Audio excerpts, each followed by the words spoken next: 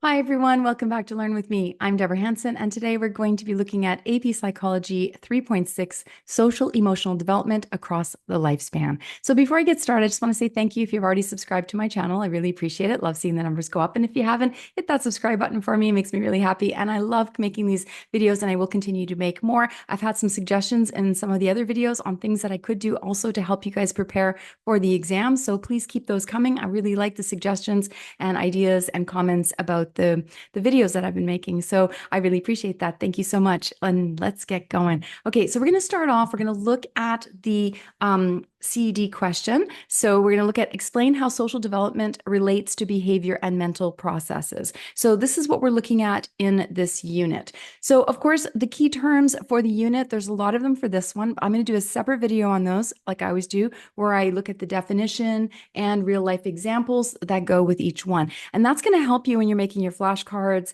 or if you, however you decide you're going to study for these key terms. Whatever you do, you have to know the key terms. You have to be able to apply them to these questions in your MCQs or your FRQs when you get to exam day.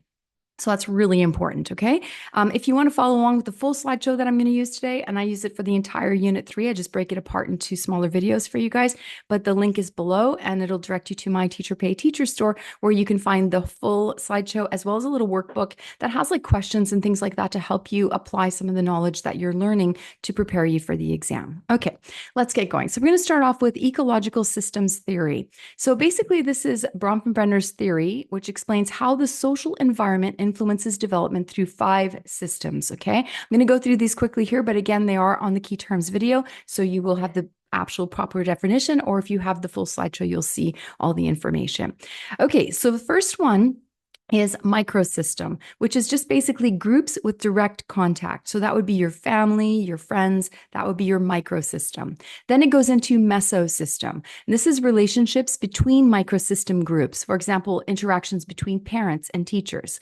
Then we go to exosystem. This is indirect influences. So for example, a parent's workplace, that would be exosystem.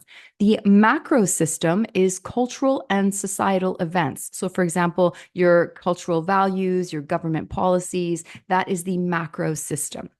And the chronosystem changes over time. So it includes life stages and historical context. And again, there'll be better definitions and examples in the key terms video for that one. Okay, the next one we're going to look at is parenting styles. And these are important because these will come up for sure in an MCQ, okay? So parenting styles, there's different types of parenting styles. We have the authoritarian style, which is strict, controlling, has high expectations, and very little warmth in this type of parenting style. The other one would be authoritative. This is, again, high expectations, but with warmth, communication, and reasoning.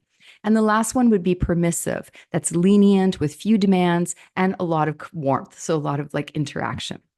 The impact on development for this is basically authoritative parenting is associated with positive outcomes. For example, self-esteem, social competence, that kind of thing. Cultural differences may affect how these styles influence behavior, though, so you have to keep that in mind. So, for example, authoritative parenting may lead to a child with strong social skills and high self-esteem. We're going to look at attachment styles now. So we have different types of attachment styles. So first of all, you have secure, which would be trusting and comfortable with closeness. Then we have insecure. And in the insecure, we break it down into 4 different categories. So avoidant, which would be distant and indifferent. Anxious, which is clingy and insecure about the relationship. Disorganized, which would be confused but may exhibit fear or aggression. And real life impact, which is attachment styles in childhood that later influence your adult relationships. So for example, a securely attached child could grow up to have very healthy romantic relationships because they are secure, they are trusting, and they're comfortable with all of that, the being close to somebody else.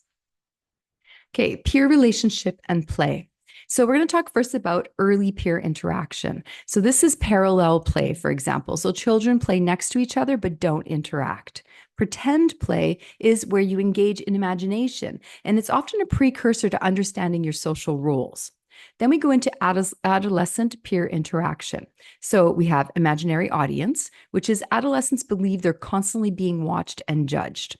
Or personal fable, which is where they feel their experiences are unique and misunderstood by others. So, for an example, a teen might feel embarrassed in public, thinking that everyone is watching their every move. And to be fair, with cameras these days and the way we have our phones, I think we are always being watched, honestly. But anyway, that's different from this, though. Okay, Erikson's psychological stages. Let's have a look at how we break these down. So, the stage theory overview would be that people face psychosocial conflicts at each stage of life. So, let's start off with trust versus mistrust. So, infants learn to trust caregivers or develop mistrust. We have autonomy versus shame. Toddlers seek independence or feel ashamed. Initiative versus guilt. Young children take initiative in activities or feel guilty about their efforts. Industry versus inferiority. School-age children strive for competence or feel inferior. Identity versus role confusion. Adolescents explore personal identity or experience confusion. Intimacy versus isolation. Young adults form deep relationships or feel isolated. Generativity versus stagnation. Middle-aged adults contribute to society or feel a lack of purpose. Integrity versus despair. Older adults reflect on life and with either satisfaction or regret. And so this is what his psychosocial stages were talking about. Okay, so I basically just made a little chart for you guys in case you want to just take some notes on it, but it broke it down, all the stages, the age range, the key conflict that is happening within these stages, and a positive outcome. So this might help you to put in your notebook if you have to study for a test or something. Okay, let's look at adverse childhood experiences, ACEs. So the definition is stressful or traumatic events in childhood. So for example, abuse, neglect, household dysfunction. The impact of this is ACEs can affect long-term mental health, relationships, and behaviors. And the cultural considerations for it is that different cultures may define ACEs differently, and cultural responses can shape the outcomes. A child exposed to violence at home may struggle with relationships in adulthood and may actually mimic those in their own life after. Identity development. So processes for identity formation. So let's start with achievement. So achievement is successfully forming an identity after exploration.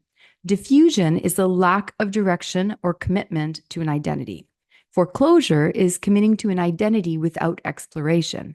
And moratorium is actively exploring options without committing yet. So the types of identity would be like racial, ethnic, gender, sexual orientation, occupational, religious, familial. So for example, a teenager may explore different career options before committing to one, demonstrating moratorium. And again, we'll put these into the key terms where we have the proper definition with an example. Okay, let's look at social development in adulthood. So first we're going to look at the social clock. So what is this? This is cultural norms determine when life events like marriage and having children occur. And we've heard all about this, the biological clock. We kind of feel that social pressure as to when, it is normal to get married, when it's normal to have children, that idea.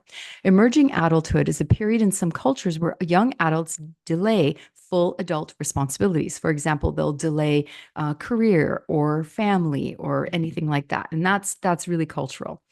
Adult attachments. So childhood attachment styles can impact how adults form relationships. So how we are raised can affect how we become adults later and how we have those attachments in our own relationships later on. So for example, an individual in their late 20s might feel pressure to settle down because their peers are marrying, which is reflecting of the social clock. Okay, so that is 3.6 for now. That was social emotional development across the lifespan. So like I said, I'm going to do the key terms video now. And if you want to see all of the information, because I try not to overload the slides when I do the videos, but they are in a full Google Slides, or you can do it, I think, on a PowerPoint as well. You can check the link below. So if you have any questions, please put them in the comments. I am happy to answer them. I'm always checking them to see, and I love hearing comments and suggestions from you guys, because sometimes you have some great ideas as to what I can do videos about to help you study better. Maybe you want more information. Maybe you want to break things down a little bit more. Whatever you think, please let me know. I'm happy to do that. If you like the content, please hit that subscribe button. I really appreciate it. And for now, I will say goodbye, and I'll say see you next time.